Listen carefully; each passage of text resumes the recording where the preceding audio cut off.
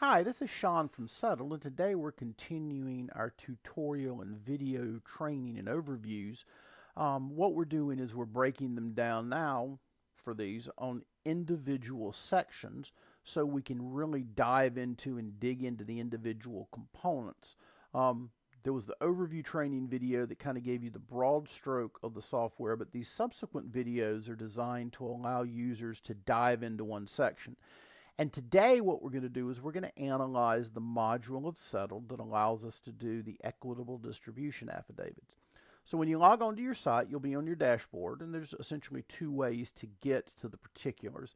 One, you could go over to the side and click the Manage Clients and Documents, and we're going to be working with Client 6 today.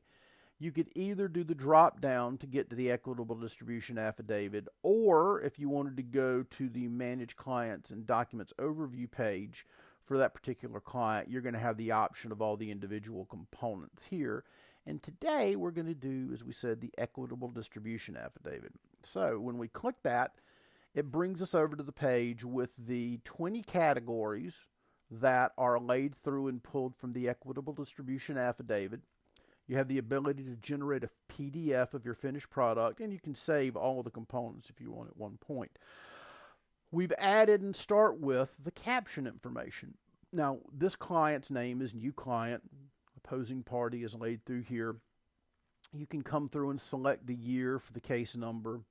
The civil action number you can put in here. We've noted it as 2000-001. Let's say we wanted to make that just 3 digits instead of 4. Not critical, but I needed to do that for a reason. From the previous information we've got entered, the date of the marriage and the date of separation, you can vary that if you want to. Let's say they got married on a Saturday. The reason I made those small tweaks is when you make changes in a section, you want to make sure to press save, and you want to watch this flag. Once that's done, you'll know that it's saved. When you finish with a section, you can do one of two things. You can close the information and then select a different section. If you get the beige or orange flag that pops up, it just means that once you've done a save, and then when you leave a section, that nothing has been saved at that time of leaving, and that's just done to let you know if there's stuff there you may need to save. And also we have an automatic feature that from time to time will come through and make your changes, save any changes for you, just as a best practices standpoint. But you can either close the information and move to the next section, or you can simply press next and it'll move you over to the next section. This is the real property section. Again, we've put in, these are all pre-populated for the purposes of this training video. You can enter in the information. There's a scroll over here that you can lay out with information about the particular input field. You enter in the fair market value, the date of separation loan balance. The program will determine what the date of separation net value is. This is not a field that you can change directly, but say, for instance, if you came over and changed this to $400,000, it would do the math and change it at $150,000. You can say who has possession of the asset. There's a drop down for that and what the proposed division is. And then you could use notes here. I've pre-populated this with this being an agreed upon value. Since we made a change here, we'll save it. We'll watch our field pop out, and it'll pop up there. We'll look at another one here. Let's go down and look at, say, retirement accounts. Again, we've pre-populated this with 2 of them here. Again, and nothing's been changed here. That's why that popped up. So the 401k for the husband, the Bank of America, wife's 401k with Vanguard, separation value, any loan balances could be noted, and then it'll pre-populate, showing that the proposed distribution would be, in this case, to the wife. There's a husband in this one. You've got the drop-down menu. You could use the same with the wife here. Now, let's say, for instance, that while you're doing this, there is another 401k. So what we want to do is add a new one, and there's 2 buttons here. And the reason there's 2 buttons, if you've been working on the wife's and you want to add another one just to save you from scrolling back up, you can simply click Add Another. And let's say that this is a joint 401k, and it has a value of $42,000. You simply enter this in, and let's say there's a $2,000 loan against that. The program software will automatically net it to the 40, and let's just say that the wife is going to retain this. And again, let's say that this statement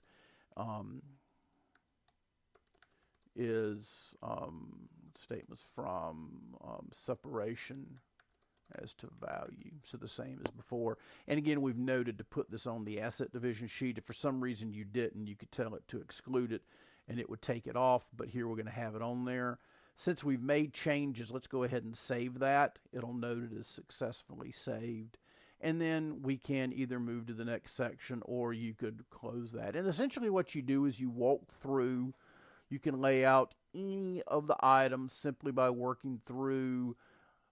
There's the divisible property section where you can put in and lay out everything in there with that. You have the required disclosures that you can lay out as far as it goes with anything that's been provided. We've pre-populated this with a few things. All the way down through to even having the inclusion of the distribution factors that you could work through and vary if need be. Then when you're done, you've got everything saved. What you can do is you can generate a PDF, and it'll ask if you want to include a confidentiality notice. And then you can go ahead and proceed, and then the program will generate the PDF. And then what we will have is you'll have essentially all of the information that you've put in laid out and pre-populated onto a PDF that lays everything out as you've set it in. Any of the required disclosures, the ones we had pre-populated were entered. All of those are squared away through, and then you can sign off on that. That can then be filed with the court, used with the other party. Settlement language here means that it couldn't be, this is just to have it noted. You can remove that or add that based on the selection box that you saw just a moment ago. I'll show you that one more time.